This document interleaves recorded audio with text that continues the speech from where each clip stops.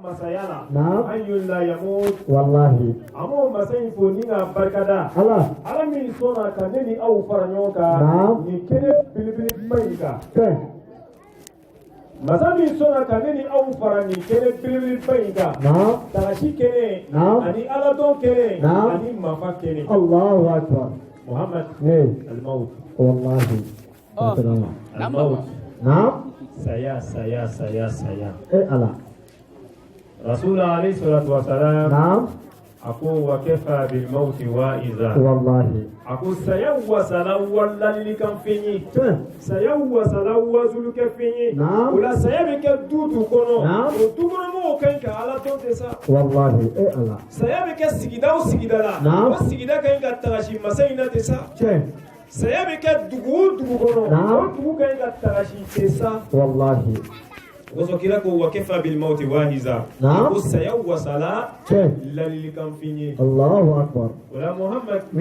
أين يوصل يعني كن بلبل بينك والله أما يوصل يعني دوغرنا وفاتوا مني أنصروا الله سبحانه وتعالى كاللجنة من كأنصروا نو يأمبمسو يعني أمبرمامسو دو كورو دو بدمندو دو يربايا دبسي أما الله أكبر الله كاللجنة من ينصروا balimaw yan wele ka bɔ fo an ɲama ko an kana fara ɲɔgɔn kan ka dawa kɛ ka ɲɔgɔn hakili lajigi ka tila ka duwawu kɛ an ka tagabagaw ye Muhammad a ye ɲɔgɔn sɔrɔ yan o de kosɔn ka dawa kɛ ladilika min bɛna di a bɛ anw ɲɛnamaw de nafa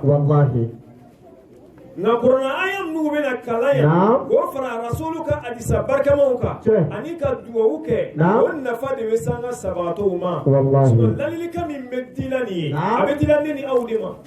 Allahu akbar wa kafa bil maut wahiza saya wasala lalilika fi saya wasala lalilika fi wala min masai fo toujours ka masai waliman don masami sona kan fara o kene bilibili bayinka ka kene ya dama ka an faskoro saniya ka an faskoro kɛnɛya an ka fara ɲɔgɔn kan ka bɛn ni wagati ni ni lɛri ni ni segoni ma k'an ka na ɲɔgɔn lali o kosɔn kɔrɔna ko la in shakartum la azidannakum wala in kafartum inna azabihi shadid a ko ala ye nɛma min kan ye n'a ye nɛma in barikada ka nɛma in waliɲuman dɔn la azidannakum abanga nemo jidi wala in kafartum inna azabihi la shadid akum ali Allah subhanahu wa ta'ala inma min kanye nanyu nema fitinima waliya inna azabihi la shadid anga donga foko jangata bilbili balla belendo ali Allah subhanahu wa ta'ala bolo mo mu bana Allah subhanahu wa ta'ala la wallahi be olu tarayoma adeni au kishi kabo oyoyi ma ya rabbi alamo amin Muhammad أمي على فتوجو على تربلا نعم تبارك الذي بيده الملك وهو على كل شيء قدير الله أكبر الذي خلق الموت والحياة ليبلوكم أيكم أحسن عملا وهو العزيز الحكيم أمي بنيب فرنيوكا قديم مسبب بيما مسمي ما كان مسيرا نما كوسيسي تنفي شيما غني عن العالمين مسين كارلين دو دينا كوروفين بيبو بين السماء والارض والله الله وهو على كل شيء قدير وعليه بسيك كوب بيته في من كجا ابوديك سيغتالا في من كداي ابوديك ولا يخاف عقباه والله الذي خلق الموت والحياه مسمين baka masayala nan nyina mayalin do nan jolin do na yire na bisika ko beke o masayin ko suratul mulk kono ako allazi kalakal mauta wal hayata ako ali Allah subhanahu wa ta'ala de sayaddan ka kala kan nyina mayaddan Allahu akbar yabluwakum hayyukum asana amala wallahi tika tala baba Muhammadu sayan ya bikede abikede tika tala abichuni ati mo wala so wallahi pakatan ياتي بغتة والله أتين لترتي مغمى أتين مسايتي مغمى أتين كل فيلك كلا سمي كابي كangana نابنا وقت منا أبي تشين كدي يهكري تلا كابينا وقت منا أبي تشين كا وقت والله على saya be cebam nu la somi o cew ma cade wallahi kama ala jojuma kilingili nu ala bolu la sumi Sigatala. ka ko ka tagani ni Sheikh Abdul Qadir Jilani Allahu Akbar. Gausu Sakhalai Sigatala. Sheikh Ahmed Hamawullah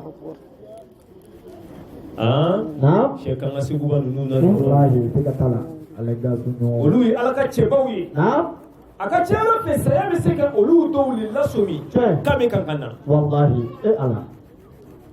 nganini au Naam. namasi o joroma aka kanantli Wallahi. ake wali yumauta Che. ako dunye Wallahi. ya fi bechu anka Naam. sabu al mautu babun Naam. kullu nafsin daqiluhu Allahu Akbar. al mautu babun Naam. kullu nafsin daqiluhu sayai buna dole bila jeni metebe buna ife dundo Allahu Akbar. kabe dundo ma ni wati do ma ni miliki do Naam. Al-mautu babu kullu nafsin daqiluhu. sayai buna bilibili badodi Naam. ola adama din fulu nu temena anye adamre anfa adamana bondoni kana sin nabila nuhuma kazalika hatta fu kana sin nabila musa ma isa ma shuaibu ma kana sin muhammadu ma alayhi salatu wassalam hatta fi hadha zaman abi wati min fu kana sin wati ma ambina jenibe kana ta sayai multi kelinge doni al-mautu babu kullu nafsin daqiluhu. sayai buna de kullu nafsin daqiluhu. Kullu ambebe tebe kelingele kullu nafsin daqiluhu al-mautu babu kullu nafsin daqiluhu. Ola banimo dondo la saya bina se an kelingele bela jeni ma dondo la ina fo an banimo musu tawala chugumina che wallahi ni ko tigi ka mini ko la de naam ko sa rasul alayhi salatu wassalam aku wa kafa bil maut wahida naam aku saya wa sallallahu alaihi kafi che banimo naam an banimo musu fileni ani do tu misigila wallahi ani do de dimseniya ke nyon fe naam ani do de makorobaya ke nyon fe che atume furuso sigi dole la naam ani do de la mona nyon fe naam afaw be akoro be Wallahi. o fara abadiman to ka naam ngabi alhamdulillah masin ka wati sela alema Naam. muwayira ka foko dundo la fi fanati ni le tati Allahu aya to akbar anga chunga sumaya sigatala al-mautu babu kullu nafsin daqilu sayayibuna bilbil badode kullu nafsin daqilu isona ima so dundo la ibete ma fe kelengele kullu nafsin daqilu al-mautu babu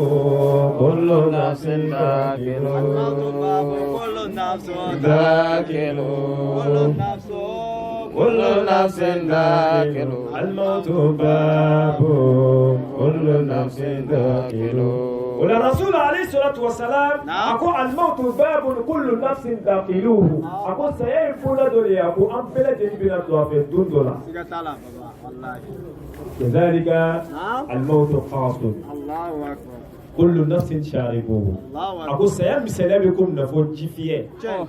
أجي أقول نجي أمبلا نيني كيري Allahu akbar ogoso sama bonno naam nabila nuhu denche do tumbeyi Naam. wakati mina sama bonno fatola naam aklimena Naam. hata foka na sel nabila isa ka wakati ma che wakati mina isa ko ale se ka shukunu naam oyen nabila isa ta otala na sama bonno kabula naam odon bani israila kaburu do la mamin ka koroni sama bonno ye odon amancha Allahu akbar naam le kaburu de tuye odon kaburu la korbani naam wati mina nabila Musa selai nabila Isa selai Naam. o robbe Isa yitegela sama bunnu kabruka Che. ako komu ya sama bunnu Naam. sama bunnu ku wilini Allah subhanahu wa ta'ala kasi bi Allahu qudratillah akbar sigatala baba o robbe kabruka masila kachi naam sama bunnu wilini wallahi marimaw naam dugumaw ye sama bunnu nyininga che o ya soro jatige fe wallahi sama bunnu akushi bebela sigatala kabumushi be Naam. akela chokoro pai che ola wati mina dugumaw ya nyininga Naam. Boko ya sama bunnu Che. ishube do wati minna Naam. anga tarikuti ukoma Naam. wako o wati ishitu filendo Wallahi na ala. mukoso bi Naam. ibula kaburu kono ishigbela Ala. Saya. sama bunnu fle abena hikma min di Naam. ako badima uma Naam. ako ale sama bunnu Wallahi. ni ale sayirikaye Naam. ale dalen do ni yoro ina tiɲɛ ale sama bunnuhu waati min na Isa ba ale wele k'ale ka wuli ka bɔ kaburu kɔnɔ a ko ni dola ale kɔnɔ lahara jɔ don wagati le sela Allahu Akbar a ma se kɔnɔ o jatigɛ de ye ale fasikosi gbɛ o jatigɛ le k'ale kunsigi gbɛ sama bunnuhu denmisɛnw ka sigiyɔrɔ ta ka mankan dɔgɔya wallahi denmisɛnw ka sigiyɔrɔ ta ka mankan dɔgɔya sabu an bɛ kɛnɛ min ka tagasi kɛnɛ don kodɔn kɛnɛ don ka hakili ɲuman d'a ma yarabi ala m'o kɛ la o la waati min na dugumɔgɔw ka sama bunnuhu ɲininka o ko mun le k'i kunsigi gbɛ a ko waati min na nabila Isa k'ale wele k'ale ye wuli ni ala ka se ye a ko o jatigɛ de k'ale sama bunnuhu kunsigi gbɛ Allahu Akbar jatigɛ Allah jatigɛ man ɲi al-mawt kullu nafsin sha'ruhu Allahu Akbar an bɛɛ bɛ tɛmɛ ni fɛ kelen o la dugumɔgɔw ye sama bunnuhu ɲininka a ko i ye kaburu kɔnɔna sɔrɔ cogo di sama bunnuhu a ko depuis waati min na ale su donna kaburu kɔnɔ a ko mɛlɛkɛw ma ale ɲininka fɔlɔ wallahi ala ɲininkali damasa ale ma fɔlɔ a ko ale satɔ o ye saya jifiyɛ kunnama min di ale ma ale ye o gobeli ɲakili min a ko hali bele o kunnaya b'ale sama bunnuhu kan na ala الموت باب كل نفس داخله الله أكبر الموت قاص كل نفس شاربه إذا ترى بابا سيقبلي نعم bari ma cɛ ni balimamuso don dɔ la a bɛna sigi an bɛɛ da la kelen kelen ala i na suma i n'a fɔ ko ma kɛ Muhamadu cɛw ka se bɛ ba in de wallahi musobaw ka se bɛ ba in de ala o cɛfarin joli joli de tun bɛ yen dugukolo sanfɛ ni saya ye olu tunu bi ka bɔ dugukolo sanfɛ o fama joli joli lo n'olu tun yɛlɛlen don o kafalen don nka bi alhamdulilayi saya tuna olu kan olu dɔw dalen don kaburu ni ɲɔgɔn cɛ wallahi fɔ ngeremasa siga t'a la ala alimawutu balimaw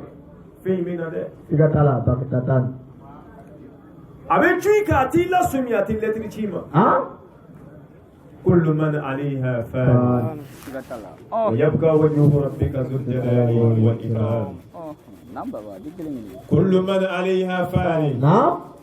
ويبقى وجه ربك ذو الجلال والإكرام bari ma cɛ ni balimamuso fɛn fɛn bɛ bayna samai wal ardi ka sankolo faraka ka dugumakolo fana faraka fɛn fɛn bɛ fɔɲɔ minɛ sankolo ni dugukolo ni ɲɔgɔn cɛ minnu bɛ gayibu la ani minnu bɛ kɛnɛma don dɔ la nin bɛɛ bɛ ban wallahi ni bɛɛ bɛ ban don dɔ la kullu man alayha fani wallahi setigiya bɛ ban don dɔ la faamaya bɛ ban don dɔ la ne de jamalen don kafalen don a tɛ kɛ na a tɛ fɔ ma wallahi siga t'a la don dɔ a bɛ ban don dɔ la a bɛɛ bɛ ban siga t'a la cɛkɔrɔba fɔlɔfɔlɔ m'u ka basa mu dugukolo san ka basa mu du jɔ yan o cɛkɔrɔba dɔw bɛ min siga t'a la an ka cɛkɔrɔba dɔw bɛ Alhaji Gawusu wallahi olu dɔw bɛ min siga t'a la ala fa dunya musokɔrɔba fɔlɔfɔlɔ minnu tun bɛ lɔgɔ tigɛ basa mu yan walima ka basa mu lɔgɔ fiyɛ fɔlɔfɔlɔ jɔ olu dɔw bɛ min ala tagala wallahi olu bɛ bayna samai wal ardi o bɛ dugukolo ni ɲɔgɔn cɛ balimacɛ n'a balimamuso mun b'a yira k'a fɔ ko don dɔ la i tɛna kɛ komi olu ɲɔgɔn si ala a y'a to an ka ala ko in kɛ a y'a to an ka silamɛya baara kɛ a y'a to an k'an yɛrɛ adabu yanni don in cɛ dɛ sinon a bɛ na de siriya tɛ a la la shaka wala raiba nan baba di kelen kelen law kana dunya tadumu li wahid lakana rasulullahi fiha mukhlas ala kira muhammadu لو كان الدنيا تدوم لواحد لكن رسول الله فيها مقلد ناصر موك من تدينا كديان جابو كديان كسوي فكتا سي واتي من كايرجا محمد تنا تدوغو سانفه فكتا سي ديان وليدوما والله على كلام محمد رسول الله صلى الله عليه وسلم الهاشمي محمد الزمزمي محمد مقي محمد عين الحق التي تتجلى منها عروش الحقائق عين المعارف الأعوام صراطك التام والسلام محمد رسول الله صلى الله عليه وسلم والله موها sadi ala ye muhammadu kanu ka ja a yɛrɛ ye ka timi danfɛn bɛɛ kan ka bonya ka kɛrama ka fisaya ni danfɛn bɛɛ ye malgré muhammadu ka bon ala bolo malgré muhammadu ka di ala ye sabu ni ye nabi ɲumanw lajɛ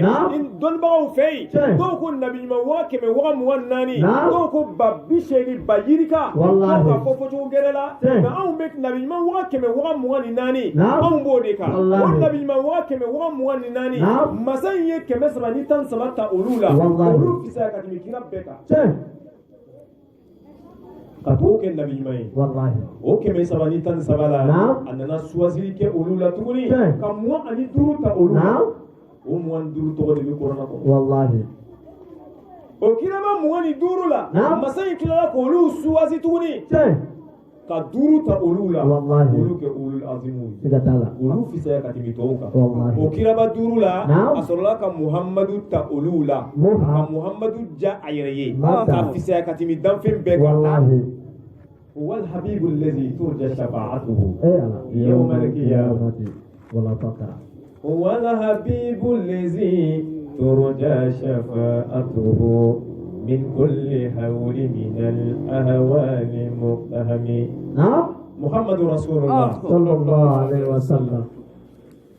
مسيح محمد كانوا كجايري malgré ala kira ka bo ala bolo muhammadu isani piworo ani sabali balo wallahi ala kira muhammadu sallallahu alaihi wasallam dunya tadum li wahid la kana rasulullah fiha muqladu wallahi ala di mo tuna to diena ka dien jabo muhammadu tumina to diena ka dien jabo sabu dien illa rabbana ali muhammadu de koso sallallahu alaihi wasallam balmatani bal mamsu e joni foi masa yɛrɛ t'i dɔn wallahi ayi a t'a dɔn ka i ka sigida mɔgɔ bɛɛ t'i dɔn i bɛ du min kɔnɔ n'an ma jange du kɔnɔ mɔgɔ yɛrɛ bɛɛ t'i dɔn nka muhammadu rasulullah ani muhammadu tun bɛ tɛmɛ quartier sosow la o b'a dɔn ko danfɛn dɔ bɛ kan ka tɛmɛ wallahi muhammadu n'a ka bonya bɛɛ a n'a ka kirama bɛɛ a n'a ka fadilatu bɛɛ a n'a ka azimatu bɛɛ muhammadu ka waati sera don min na a fatula wallahi ala kira muhammadu wa alaikum salam a dɔw bɛ bi ni dolo olu kɔnɔ olu le y'a bɛɛ ye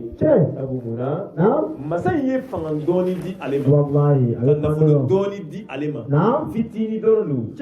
ma in nana yalifa dugu ma in nana lahi baqi wallahi fɛn fɛn b'an bolo hɛrɛ ni sɔrɔ ni hamdɛgɛw la hatta fo ka taa se an fasikoro kɛnɛya ma don dɔ la a bɛ ban pewu c'est-à-dire ni ka sankolo ni dugukolo lajɛ masa in ka fɛn bonya o bonya n'a bɛ adamaden bolo don dɔ la bonya in bɛ ban wallahi wa ma inda Allahi baqi wallahi bonya minnu bɛ ala fɛ ani kirama minnu bɛ ala fɛ ani sɔrɔ min bɛ ala fɛ o de tɛ ban balimacɛ ni balimamuso a y'a to an ka diinɛ in baara kɛ foyi ma silamɛya bɔ foyi ma silamɛya bɔ wallahi n'i kɛra diinɛ in baarabaga ɲɛnama ye k'i yɛrɛ adabu ka silamɛya baara kɛ a ɲɛma k'i yɛrɛ mafa ka alako kɛ a ɲɛma k'i yɛrɛ mafa n balimacɛ don dɔ la i b'i ja wallahi ala o kosɔn n ko kanu bɛɛ ye nkalon ye fo ala kanu jɛkulu bɛɛ ye nkalon ye fo ala jɛn teriya bɛɛ ye nkalon ye fo ala ka teriya wallahi muhamadu diɲɛ bɛɛ ka fara ɲɔgɔn kan k'i ka ɲi wallahi ni sara don min na maa tɛ taa da i kɛrɛfɛ sa diɲɛ bɛɛ ka jɛ k'a fɔ k'i ka ɲi i ka ɲi karisa ka ɲi a bɛ maa bonya karisa ye maa sɛbɛ ye ni sara don min na mɔgɔw bɛ fara ɲɔgɔn kan ka t'i da kaburu kɔnɔ mɔgɔ tɛ sɔrɔ min b'a fɔ n bɛna dingɛ dɔ sigi kɛrɛfɛ ne bɛ da kɛrɛfɛ ka baro ala an balimamuso fatoli ni sisan cɛ terijoli don la ilaha illallah muhammadu rasulullah ala Johnson c'est-à-dire Johnson ka taa su kelen si a kɛrɛfɛ John ne sɔnna ka taa su fila si a kɛrɛfɛ John ne sɔnna ka taa su naani si a kɛrɛfɛ a kelen pe de bɛ yen a dan bɛ yɔrɔ na ye ni John ka se yen dɛ ilahi ya jajala wal kiram Allah Muhammadu a ye min kɛ ani ala cɛ wallahi al-qabru sundukul amal al-qabru sundukul amal wallahi cɛ c'est-à-dire adamaden mana lahala minnu kɛ ka kɛwale ɲuman minnu kɛ walima kɛwale jugu la a bɛɛ bɛ fara ɲɔgɔn kan kaburuba in de kɔnɔ wallahi alimawut o la balimaw a y'a to an ka cun ka sumaya wallahi لو كان الدنيا تدوم لواحد نعم لكان رسول الله فيها مقلد شيخ ناصر مغوت ميتو ديانو نعم كاديان جابو شيخ ديان سانسو باو نعم النفل باو نعم السيتياو شيخ الدغمو نعم محمد تما جابو كاتيمان بكاسا والله سيدتلا وفي تعالى ايه محمد نعم على كاكري مندام آمين بل ممسو فتولا كهينا لا كدايرو سما يا ربي على موكلا آمين أكانكو كيتي منا يا ربي على كانويا أو يربينا تادو منا يا ربي كما سينك كيا فاما كهينا نا على موكلا آمين وبدو سياكا جودة سيدتلا الموت نعم مصيبة العظيمة والله سيادي بنت بوج شيخ كاكابتي بوج والله كاكدوك بوج شيخ كاكديسي بوج والله كاكدا بوفر نعم سيامينة والله وزر رسول عليه الصلاة والسلام نعم أكو الموت مصيبة العظيمة والله أكو سيايم مصدر في بادي شيخ كيني مصوبة كفور جال نعم سيادي بينا برو كان مصوبة كبوات كيفو والله ايه سيا دهو من منا تشيسو سياي تودو والله ايه تورو من منا تشيسو سياي تودو شيخ سيادي بين دوبا وشي نعم كارتي باوشي شيخ كسوكورونا وشي نعم كارتي مو بلا جني جاتي فين كلمة مسكة كويسة والله الموت نعم ولا مريمو كان بكي على سنا جنبو يا ربي على موكلا آمين كان كي الله سبحانه وتعالى غسيسي كي بغاي يا ربي على موكلا آمين كان كي مسين غسيسي كي بغاي يا ربي على موكلا آمين محمدو نعم أنت سونجالندو والله ها سبو أمادو كافو شيخ أم بريما مسلمين فاتولا نعم الحمد لله رب العالمين ما من شريف الله سيدتلا شريف الله والله على كلام مدي شيخ وكان فاتو نعم كتادا كابرو كونو نعم أو سلامو أو سادي أو سوفو وفو الحمد لله رب العالمين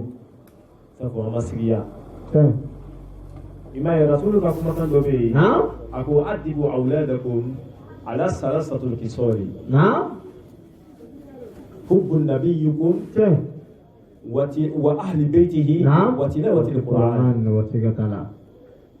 محمد رسول الله صلى الله عليه لا وسلم ينطق عن الهوى نعم إن هو إلا وحي يوحى محمد مفوي فوق أكون فيه نعم محمد رسول الله صلى الله عليه وسلم سألي مكان أكماني حكي تبودي نعم وما يذكر إلا أولو الألباب والله ni ala be kuma hakili batigu de fe naam ezalika rasuli be kuma kan nu fo hakili tigu de be kuma kan développer wallahi wala muhammadu ko chogodi ako adibu auladakum ala salasatul kisali hubun nabiyukum wa ahli baitihi wa tilawati alquran ako nyanjija kanga sugono adabu kanga sugono adabu anga dimse unanga funangeo olu jogodo ni muhammadu kanuye ni muhammadu sumo kanu Ali Muhammad wa Ali Muhammad iba famuna kwanga ngasugono adabu ni muhammadu kanuye ni muhammadu sumo kanu tigatala wa tilawati alquran ani qur'an kala wallahi ne hakila na fola uslama nyumo kai ka muhammadu sumo kanu muhammadu sumo kai ka ke didi Allahu akbar ululi kai ka ke ala ko ke barabawi wallahi ina fo ubika ke ka ko wala muhammad ami shirikula ya tala wa shiriku musuli fana fatula wa antali do ala ka fo alhamdulillah rabbil alamin amasikia fiyo ame duwa ke toujours sabu duwa be wallahi kila kote irhamu mautakum itu ayi wa sadaqa apanya nga sabaqatu hine mine ni duwa ni sadaka gatala ame duwa di kamba musui sunama don ka fo alhamdulillah itu ayi wa sadaqati irhamu mautakum itu ayi wa sadaqati irhamu mautakum itu ayi wa sadaqati wanye hina nga tawatu la ni duwa ani sadaqati Allahu akbar Muhammadu o sabato jojol li fatula ni sumo ni no wallahi hakatiya kasirun wallahi kada soro rasulu ko kanyanga sabato hine mine ni duwa ani sarakatu wala alhamdulillah ame duwa de ke am badema musoyi shirifu muso ame duwa de kai sino ama sigiya la ka foko adula arjine ko wallahi sabu shirifu ka ko shirifu yate ko gazaida sadi ala kira jili otodu fidatala ala kira jili Muhammadu wallahi no jinna ala bulu abe bari ade wallahi hikmatun baliga sadi meka ga kuma ni hakili tuni wallahi Muhammadu Rasulullah sallallahu alaihi wasallam Muhammadu ni on tutekeni ola fe fana bula Muhammadu la oni adamaden to fisika kekeni wallahi sabu ni ka ala kira ka nyina maya laje nala kira kume washi parfum kasa de be wuli fidatala ngani ni anw me washi ibe ta suru che bana kasa de bi yoro be wallahi mo mi me washi ni pa ben kasa be wuli ni mo to yekele wa Allahumma iramu alaina ni Muhammadu tu sigila yoro la na wila ka boy semeni kile ibe pa ben kasa me Allahu akbar kazalika ni Muhammadu tu ga tegela yatimeden kuna ibe semen kilige wal matlis sabake parfait kasama wallahi ala wala o Muhammadu jili do di fatula amma madin wallahi bidu'a wa salakati ami ala fo ya rabbi ala kan nema jidaka amin ami ala fo ama fo ala kan nema jidaka amin Muhammadin juma oka silsila be bo kanga segu balela fidatala kanga segu batu ye chemi nye Afrique de l'Ouest ko wallahi amado ko de fidatala che Fantama di Haidara ala ka cheba do tu wallahi kabo kankan ola alhamdulillah rabbil alamin manuma ya bunala manuma bunda fefimbi Afrique de l'Ouest la o beba do kanga segu ba ye chemi wallahi ampe walo kɔlɔsitigiw kɔni o bɛɛ b'a dɔn k'an ka seguba ye mɔgɔ min ye alhamdulillah n'o o mamaden dɔ fatula ala dɔnbaw ka ɲi k'o hakili sigi sa anw b'a dɔn alhamdulillah rabbil alamin nka an farala ɲɔgɔn kan yan mun kosɔn ka na ɲɔgɔn lali ka na ɲɔgɔn hakili lajigi pour que an bɛ se ka dɔ fara an ka limaniya kan an'an ka lɛsinaya kan sabu fazakir in nafati zikra sayazakaru man yakhsha wa yatajannabu al-ashqa wala hakiladi be mɔgɔni nafa mɔgɔ min mako b'a ka ala la wala an ma fara yan dɔgɔrɛ ka foyi kosɔn kana ɲɔgɔn hakili lajigi dɔrɔn pour que an ka limaniya ka se ka jidi an ka ala dɔn ka se ka basigi Allahu akbar sinon an ka dɔn k'a fɔ ko muso min fatola an ma dɔn k'a fɔ alhamdulillah rabbil alamin wala normalement silamɛya kɔnɔ ni silama ɲuman fatula an n'a sɔrɔ i tun ye walijuba ye an bɛ ala kira ka sunna nin ladege sabu kira k'o fɔ an ye ka gbɛlɛya i n'a fɔ an balimacɛ bɛ kan k'o hadisa de ta a ko irhamu mawtakum bidu'ai wa sadaqati irhamu mawtakum bidu'ai wa sadaqati irhamu mawtakum bidu'ai wa sadaqati a ko an y'an ka sabagatɔw hinɛ minɛ bidu'ai wa sadaqati bangana ɲina an fakɔrɔninw kɔ bidu'ai wa sadaqati an ka janto an balima sabagatɔw la bidu'ai wa sadaqati irhamu mawtakum bidu'ai wa sadaqati o la k'an ka janto an ka sabagatɔw la an n'a sɔrɔ ala mɔgɔbaw don Allahu akbar an b'u sama duwawu la ani sarakatu siga t'a baba ni de b'a yira an na k'a fɔ saraka min bɛ bɔ an ka tagabagatɔw ye c'est très important duwawu min fana bɛ kɛ an ka sabagatɔw ye c'est très important parce que laara ye fɛn dɔ de ye a si ma dɔn ala Muhammadu dɔnnibaw ye lahara lakali kuranna y'a lakali hadisaw y'a lakali nka an ma miskara zarrati fɔ a la fɔlɔ wallahi ala parce que ghaibu do alif lam mim ذلك الكتاب لا ريب فيه هدى للمتقين الذين يؤمنون بالغيب ويقيمون الصلاة ومما رزقناهم ينفقون. C'est-à-dire cela est moyen moi min la fin de la ma fait minier avec on ma ko kaibu wallahi femi mellahara anya mangutu de me anya kibaria de me an shima ye folo wallahi ola femi me kaburu fana kono anya kibaria de me an dara la ka foka be ama ye folo de ola kanga sabato hine mine ka duo sama oma ka sola ka du sama oma hala bela roti bela sewoni bela angana nyino ko wallahi angana nyino ko Muhammadu ami nyoma mamutu na o yi parce que sabato na fatula aya ka nyumanya ufo ka chaya ala kira ko nyini sahaba ufe wallahi ako ni mo fatula aka kujugu mu be aka na songo fo sikatala aka nyumanya mu be ayito ka adda teme oka sikatala aka chala fe do be fara atika arjine do ka do be fara atika hineka sikatala baba irhamu mautakum bidu'ai wa salam kanya na sabato hine mine ni duo ni sarakai ni kuma kai ni ba yirana ka fo ko femi me kaburu kono ko denite ko min fana be lahara ko denite ashima sei folo ala Amadou anga chokoroba folo nu fatula no tube na Allah kala ni femi me kaburu kono wallahi antuna shike ka ala batu ala anti tansoro ka ta anda yirma ni ya masakana ibe famuna ola an fam nugu fatola an koron nugu fatola an tomoni nugu fatola no tube na la kalanye ala femi me kaburu kono femi me lahara wallahi antuna shige ka ala bato ala anti tansoro ka tanda yiri manyini wallahi ala ngambani ma nga chunga sumaya de an ala ko kede ngani kela ala ko ke bagaye adabu kono tuni me kono kaslamaya mine sebe la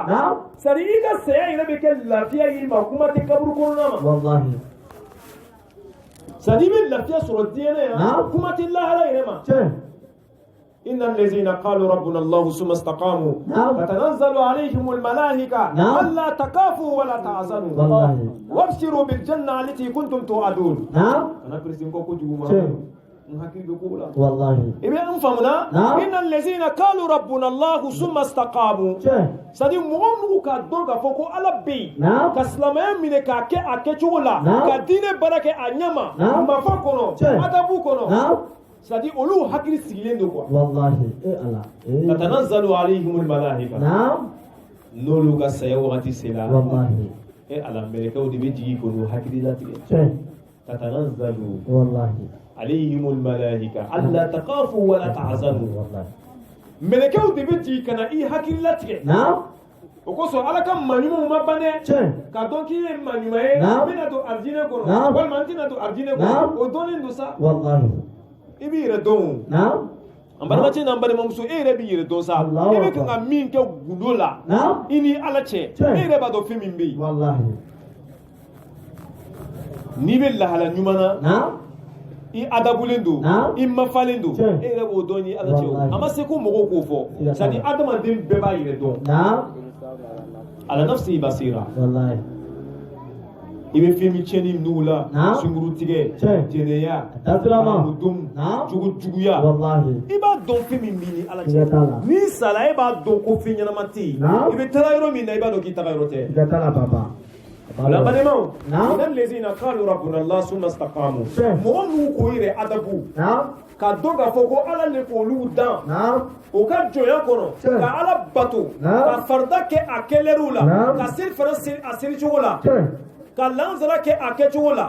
ka fitiri seri asiri chola ka sababu seri asiri chola ka slamaya mafata ka slamaya ke ina fo rasulu ya fanye chomi sallallahu alaihi wa sallam lolu sawati sila tatanazzalu alaihimul malaika Allahu akbar meleke de be digi kana depuis o be sayad blanca depuis o ni ma bo meleke bo hakiri sigi folo ko ka arjine so yira wala yano ni me bo wallahi ala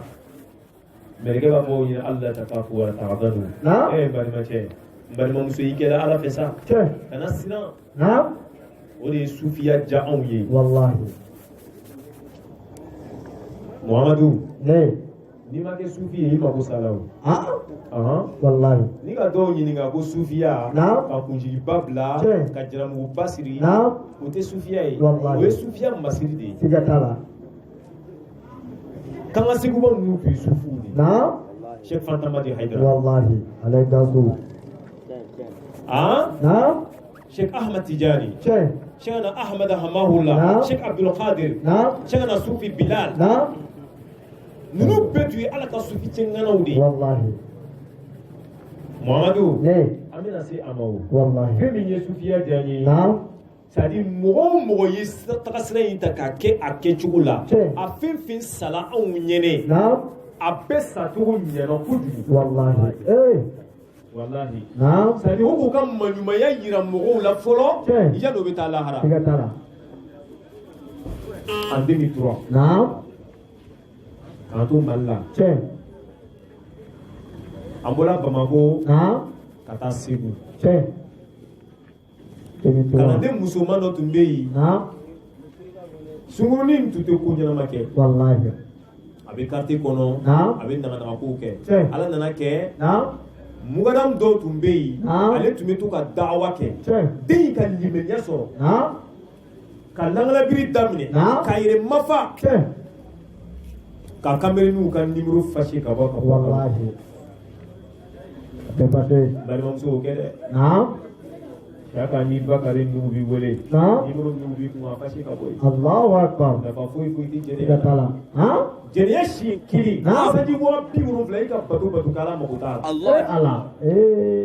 wa i mana ala ka jɔnɲumanba ko mɛn k'a bɛ jɛnɛya kɛ wuli ka ba kɔrɔ maɲuman tɛ wallahi jɛnɛya ala ka maɲumanw ka sani o ma o la sunkuru ye limaniya sɔrɔ a kuma se ka yɛrɛ adabu a bɛ taa zawiya la a bɛ wurudili kɛ ni kalandenw ye a bɛ la ilaha illallah fɔ ni kalandenw ye hadara tɛ fɔ a kɔ wazifa tɛ fɔ a kɔ Allahu Akbar jaa sunkuru ka saya wagati de surunyana kalo damadamani bana sina ka cɔn ka o y'a ta ka taa dɔgɔtɔrɔso la a bɛ so kɔnɔ fami nana ye bana in bɛ cogo min na n'a ma ɲɛɲini nin ka bana ma bana na a bɛ kumasila k'a sɛgɛn o ka segidatu in ta ka taa n'a ye dɔgɔtɔrɔso la o kumasila dɔgɔtɔrɔso bɛ traitement kɛ la semaine damadamani kɔnɔ a ko ka taa ale ka ɲɛmɔgɔw wele ka na o don kalanden minnu bɛ yen olu welela ka tila k'a somɔgɔw wele o don ni donna dɔgɔtɔrɔso kɔnɔ parfum kasa ka yɔrɔ bɛɛ minɛ mɔgɔ ma dɔn parfum kasa in bɔra yɔrɔ min na den kumasela a lanbɛ lafɛn dilan kan saya dilan kan a bɛ kan ka fɔ a kɔrɔw ɲɛnɛ a ko alakira n'a ka sahabaw filɛ nin ye o ka sama ta mɛlɛkɛw jɔla dugukolo sanfɛ fo ka don kabakolo kɔnɔ a tora a bɛ la ilaha illallah fɔ ni mɔgɔw ye a bɛ la ilaha illallah fɔ ni mɔgɔw ye a bɛ la ilaha fɔ ni mɔgɔw ye a bɛ to la ilaha fɔ la a b'a fɔ ala Abubakar Sidik filɛ sa Umar bin Khattab filɛ Usman bin Affan filɛ Sayyidina Ali filɛ Sheikh Ahmad Tijani filɛ den tora o la ta a bɛ nin maɲuman ninnu tɔgɔw fɔ a b'o tɔgɔw fɔ a nana la ilaha illallah fɔ ka sin ka fatu ten la ilaha illallah Allahu Akbar walilahi alhamd c'est-à-dire a tora a bɛ la ilaha fɔ wa a bɛ la ilaha fɔ la torota ka dɛ a nisɔndiyalen de b'a fɔ la a sala c'est-à-dire o y'a ɲɛ datugu i b'a fɔ ko mɔgɔ min bɛ kan ka yɛlɛ ko wallahi ala la ilaha illallah o don dɔgɔtɔrɔw sɔrɔla olu y'a jate minɛ u ka dɔgɔtɔrɔya kɔnɔ mɔgɔ fatula olu ka dɔgɔtɔrɔso la n'o ye la ilaha illallah fɔbaga ye dɔgɔtɔrɔcɛ yɛrɛ ka taamasiyɛn min di ko minnu bɛ kasabiya don u kan na n'o bɛ la ilaha fɔ ka caya a ko a fɛn fɛn fatula olu ka dɔgɔtɔrɔso la a ko i b'a fɔ k'o ma sa Allahu Akbar a ko nka mɔgɔw bɛ yen n'o bɛ sa olu ka dɔgɔtɔrɔso la a ko a dɔw bɛ bu ni ɲɛgɛnɛ de kɛ u yɛrɛ kan Allahu Akbar subhanallah i b'a dɔn dɔgɔtɔrɔw ka labɛn dɔw bɛ yen a man bon a ko ni ma kɛra fɛ si kɛra gɛlɛya fɛ a ko dɔw bɛ to yɛlɛ la fo bɛ bɛn dugu ma o bɛ bu kɛ o bɛ ɲɛgɛnɛ kɛ nka olu y'a jate minɛ mɔgɔ minnu bɛ sa olu ka dɔgɔtɔrɔso la n'o bɛ la ilaha illallah fɔ ka caya a ko a fɛn fɛn fatula o tɛ yɛrɛ o tɛ seri ka bɛn o bɛ sa tranquillement o bɛ kumakan ɲumanw fɔ o da ka sɔrɔ ka fatu Muhamadu o de ye sufiya diya ne ye sufu ka zawiya babiyan tiɲɛ a filɛ gidron dala walahi i t'a sɔrɔ mɔgɔ 100 yɛrɛ bi u ta jate naam ka t'a sɔrɔ la ilaha illallah naam la ilaha illallah Naam. kumakan min ka bon ka tɛmɛ kumakan bɛɛ kan La n'a ilaha ka di illallah. ala ye ka tɛmɛ kumakan bɛɛ kan La n'a ka ilaha fisa ka tɛmɛ illallah. kumakan bɛɛ kan la ilaha illallah muhammadu rasulullah Allahu akbar kalimatul haqq la ilaha illallah kalimatul rusul la ilaha illallah kalimatul anbiya la ilaha illallah kalimatul awliya la ilaha ilaha illallah Muhammadu rasulullah e ka ɲɛnamaya kɔnɔ i ma kɛ la ilaha illallah fɔbagaw fɛ naam i ma kɛ la ilaha illallah kanubaga ye tiɲɛ mɔgɔ minnu b'a fɔ o man di ye Naam. e yɛrɛ t'a fɔ naam muhamadu Eh. hali n'i sara ni la ilaha illallah miliyari 100 kalanna i su kunna Naam. a ti nafa wallahi siga t'a la a ti nafa naam kana sɔrɔ rasul alayhi salatu wasalam Tiɲɛ. a ko man kala la ilaha illallah Naam. mukhlisan dakhala janna Allahu a ko akbar ni mɔgɔ min ka la ilaha siɲɛ kelen fɔ Naam. ni kɔnɔnajɛya ye Naam. k'a fɔ ka ɲa Naam. a ko i donna arijinɛ kɔnɔ ka ban Allahu akbar كذلك أكلنا كفاكر ويدلا نعم. أكون من أكل كلام لا إله إلا الله دخل الجنة والله أكون مؤمن ساتو سلا كفوشين كلي نعم. أكون يكشلا tiɲɛ يكشلا كبا naam إيه بعد ما مؤمن نبوه فوق كشايا naam مؤمن نبوه فوق كشايا نعم. ولو ما إنك كم مقدني أمبروسا wallahi siga t'a la شانو نتابعوا بينا نعم. مؤمن فاسكو بيبكالا ها؟ مو فيرو بيلا siga t'a la هناك صوفي وهناك متصوف Allahu akbar صوفي كلام بي نعم. أني صوفي فنا بي tiɲɛ ni taabolo bonyana Naam. i bɛ taa sɔrɔ mɔgɔ kirikara bɛ caya la tiɲɛ o ni sufiya ye nkalon ye Naam. can tɛ dɛ siga t'a la sufiya ɲɔgɔn tɛ yen wallahi sabu sufiya ye ala ka maabaw ka tagasira don naam ala ka jɔnɲumanbaw ka tagasira don Naam. wa kira o kira tɛmɛna nabi ɲuman tɛmɛna Naam. o bɛɛ tɛmɛna sira in de fɛ wallahi ihdina siratal mustaqim la ilaha illallah naam o la n'an jija tiɲɛ an ye kɛ la ilaha illallah fɔbaga ye naam wa minnu fana b'a fɔ an ka kɛ o fɛ wallahi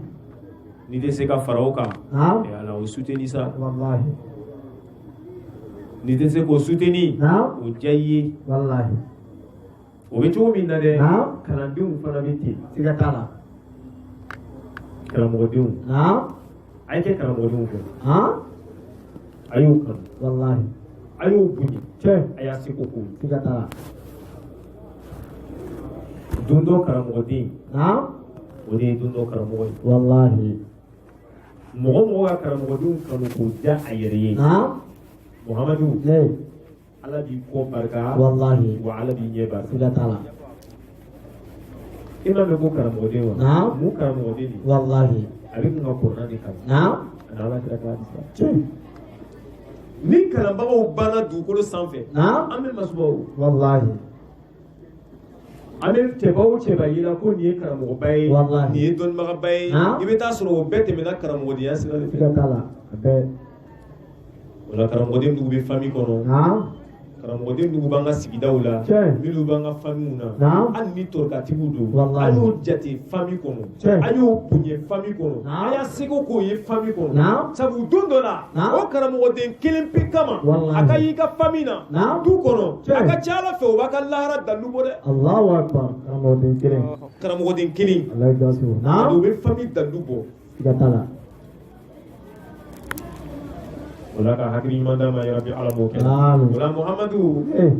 n'i kɛra ala ka jɔn ɲuman ye Naam. ka kɛ ala ka maa ɲuman ye Tiɲɛ. minnu ka dɔn k'a fɔ ko ala bɛ yen Naam. ni saya sera olu ma Naam. tatanazzalu alayhimul malaika Allahu mɛlɛkɛw de akbar. bɛ jigin ka na o hakili latigɛ Naam. ka na siran ka na jɔrɔ Tiɲɛ. wabshiru bil janna Naam. o bɛ tila k'i la nisɔndiya Naam. ni arijinɛ ye Allahu akbar sabu hijabu bɛ bɔ Tiɲɛ. sabagatɔ dɔw ni arijinɛ cɛ Allahu akbar naam mɔgɔ bɛ mɔgɔ la n'a bɛ sa Tiɲɛ. ala ka jɔn ɲuman Naam. walahi hijabu bɛ bɔ ani arijinɛ cɛ wallahi a bɛ to arijinɛ filɛ la Naam. a nisɔndiyali Tiɲɛ. mɛlɛkɛw b'a ni bɔ tranquillement wallahi ala t'a dɔn ko degun bɛ yen naam o la n balimaw naam an ka siran ala ɲɛ Wallahi. an k'an janto an kɛwalew la Naam. k'an janto an jogow la Tiɲɛ. k'an janto an ka diinɛ baara la naam o la muhamad ne ni sabagatɔ bɛ bɔ a ka du da fɛ eh ala hinɛ tɛ tɛmɛni kan naam ni ihine ka bon wallahi saya ka jugu dɛ saya ka jugu dɛ wallahi saya tɛ tulonkɛ fɛn ye siga t'a la Muhamadu ne sabagatɔ bɛ kasa ye waati min du kɔnɔ k'a fɔ ko su bɛna labɔ a ye wuli ka jɔ an balimamuso bɛ bɔ la walima an balimacɛ bɛ bɔ la ka n'a da alimami ɲɛfɛ ka Alahu Akibaru 4 seli a kan o waati su jigi bɛ tigɛ wallahi su jigi bɛ tigɛ sabagatɔ bɛ kan dɔ fɔ Muhamadu ni a tabaw b'o kan mɛn wallahi o tɛ tulu kɛ diinɛ la wallahi sabagatɔ b'a fɔ cogo di ya man sakana darana ya man sakana darana ya man sakana darana ya man sakana darana ya man sakana darana irhamu alaina kama tasira mislana irhamu alaina kama tasira mislana irhamu alaina kama tasira mislana sabagatɔ bɛ to boli la ten wallahi a b'a kɔrɔw lajɛ a b'a dɔgɔninw lajɛ ala ka hijabu to ala cɛ ale ɲɛ bɛ anw na nka anw ɲɛ t'ale la wallahi o y'a sɔrɔ kɔrɔw wulila dɔgɔninw wulila teriw wulila cɛɲɔgɔnw wulila o bɛ kan ka sɛnsɛn ka bɔ n'a ye a ka fani ɲumanniw cɛma o bɛ kan ka bɔ n'a ye a ka du cɛma ala subhanallah sabagatɔ bɛ to buruburu la ten a b'a balimaw lajɛ ala a ye hinɛ ne la a ye hinɛ minɛ ala ne teriw bɛ min n cɛɲɔgɔnw bɛ min n kɔrɔw bɛ min ne ni aw tun tɛ ɲɛ ɲɔgɔn kɔ nka bi ne ka se bana n ka fanga bana se tɛ ɲɛ bi dabari tɛ ɲɛ bi ala a ye hinɛ minɛ sa irhamu alayna qabla an tasira misla a ye ne hinɛ minɛ yanni don min n'a bɛna kɛ i n'a fɔ ne ɲɔgɔn se o y'a sɔrɔ a ka se bana ni mɔgɔ ma ɲama k'a bolo lawuli a tɛ se ka bolo lawuli ni mɔgɔ ma ɲama ka sen lawuli a tɛ se ka sen lawuli a bɛ to k'a baw lajɛ a b'a kɔrɔw lajɛ a b'a dɔgɔninw lajɛ a bɛ boli ka taa a denw lajɛ jɔn bɛna hinɛ ni denw na jɔn bɛ n'i janto denw na n kɔfɛ a b'a furucɛ lajɛ a b'a balimamusow lajɛ a b'a balima dɔgɔninw lajɛ a b'a fɔ a ye ne hinɛ minɛ bi n ka se bana irhamu alayna bi du'a'i wa sadaqa a b'a fɔ a kana ɲinɛ n kɔ dɛ ya man sakana darana ya man sakana darana ya man sakana darana kɔrɔw bɛ min ya man sakana darana dɔgɔninw bɛ min ya man sakana darana furucɛw bɛ min ya man sakana darana ya man sakana darana a ye hinɛ ne la kabla an tasira mislana irhamu alayna kabla an tasira mislana irhamu alayna bidu'a'i wa sadaqati o y'a sɔrɔ sabagatɔ jigi tigɛla a sirila siriko 3 ni ka mɔgɔ meleke a bɛ buraba teriw lajɛ a bɛ dɔgɔninw lajɛ a bɛ balimamusow lajɛ yarabi an bɛ dugawu kɛ an balimamuso la yarabi ala m'o kɛ la Muhamadu ne hakili la 22 sera 15 n'an bɛ tɛmɛ n'a ye usuwa n'an b'a bila an ka bila 30 alhamdulillah an bɛ sahaba ma yarabi ala m'o kɛ la k'a kɛ sahaba tigi yarabi ala m'o kɛ la an bɛ dugawu kɛ shirifu muso masaya la an yola yamut wallahi amo masaya fo ni ka barikada ala min sɔnna ka ne ni aw fara ɲɔgɔn kan ni kɛnɛ